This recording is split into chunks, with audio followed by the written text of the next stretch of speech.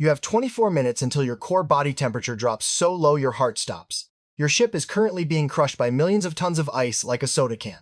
You are 800 miles from the nearest human being. This is Antarctica, and you have exactly 0% chance of survival. Or do you? Today, you are Ernest Shackleton. You have 27 men depending on every single decision you make. And if you make one wrong move, all of them die. Before we start, here is how this works. I am going to give you 3 choice points during this video. Every time you choose correctly, you gain 10 survival points. Every time you choose wrong, your chances of making it home drop. Keep track. We will see if you survive at the end. Your starting survival score is 0. Let's change that. August 1914. You are Ernest Shackleton, and your mission is to become the first person to cross Antarctica on foot. Your ship, the Endurance, carries 28 men including yourself. The plan is clean. Sail to one side of the continent, cross it by dog sledge, meet a second ship on the other side, go home famous.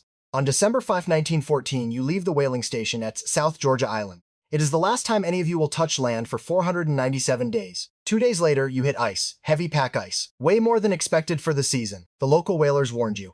You pushed on anyway.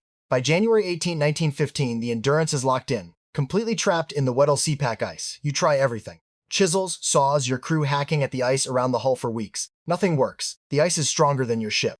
And now it is pulling you in the wrong direction, drifting you away from where you need to be. So you wait. 10 months of Antarctic winter. Temperatures down to minus 50 degrees Celsius. Blizzards that last for days. 24-hour darkness in the polar winter. The endless, grinding sound of millions of tons of ice pressing against your wooden hull from every direction. This is where your first choice point arrives. Choice point 1. The long wait. Your men have been trapped for 3 months. The darkness is constant. People are becoming withdrawn. Arguments are starting. Some men are barely speaking. The cold and the isolation are doing something to them that you can see but cannot quite name. Do you choose A, let the men rest and conserve their energy and morale, give them space and freedom to cope however they need to, or B, force a strictly military routine, set meal times, work assignments, exercise schedules, mandatory activities, structure every hour of every day even though you are going nowhere? Choose now. Shackleton chose B. He understood something that most people in survival situations get wrong. Boredom and hopelessness are more lethal than cold. A man who stops believing he will survive stops making good decisions. And on the ice, bad decisions kill everyone around you. He maintained full routines, meals at the same time every day, work assignments, exercise. He paid obsessive personal attention to each man's mental state. He also made one quiet decision that mattered enormously. He moved men who were struggling psychologically into his own tent, close to him, where he could monitor them and keep their spirits from collapsing entirely. If you chose B, add 10 points to your survival score. On October 24, 1915, after 10 months, the ice wins. The hull begins to bend and splinter.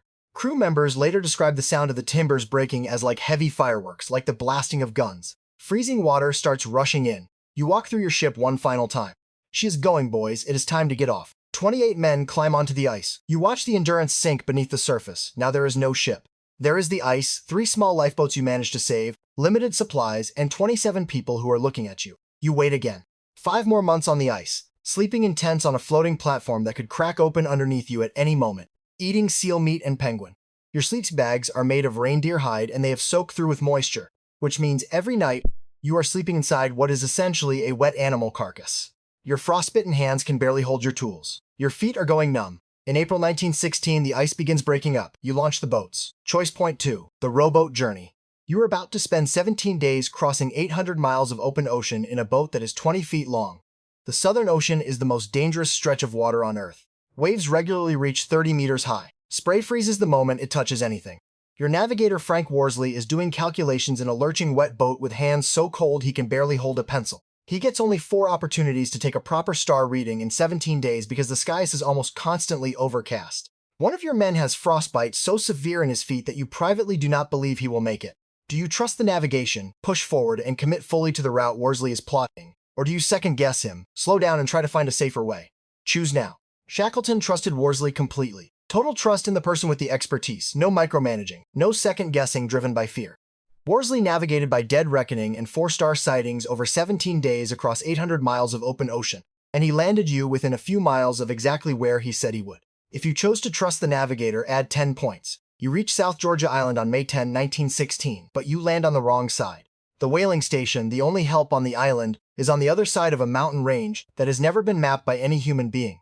The mountains are covered in glaciers and ice fields. 3 of your 6 men are too weak to go further. You leave them on the beach. You take 2 men, Worsley and Crean, and you start climbing. Choice point 3. The mountain descent. You have been climbing for over 30 hours without sleep. It is past midnight. You are at the top of a slope that drops away into complete darkness below you. You cannot see the bottom. You do not know what is down there. You cannot go back. Going back means freezing to death on the mountain before you can find another route. You need to descend. Now, do you choose A, attempt to climb down slowly and carefully in the dark, taking however long it takes, or B, coil your ropes into a makeshift sled, sit on them together as a group, and slide down into the darkness below you, not knowing what is at the bottom? Choose now. Shackleton chose B. He looked at his men. He looked at the slope. He calculated that slow descent in their condition meant death from hypothermia before they reached the bottom. Speed was the only option, regardless of what was waiting below. They slid 3,000 feet in the dark. They survived. At 3 in the morning on May 20, 1916, the three of you walk into the Stromness whaling station. The station manager does not recognize you. You are frost-burned, hollow-eyed, wearing clothes that have not been changed in months. He asks who you are. You tell him. He later says he had heard of men who attempted to cross South Georgia from the wrong side, but he could not believe it was possible. You then organize 2 rescues. First, the 3 men you left on the beach. Then, the 22 men on Elephant Island who have been surviving under 2 upturned lifeboats for 4 months, eating whatever they can catch, not knowing if anyone is coming for them. On August 30, 1916, you reach Elephant Island.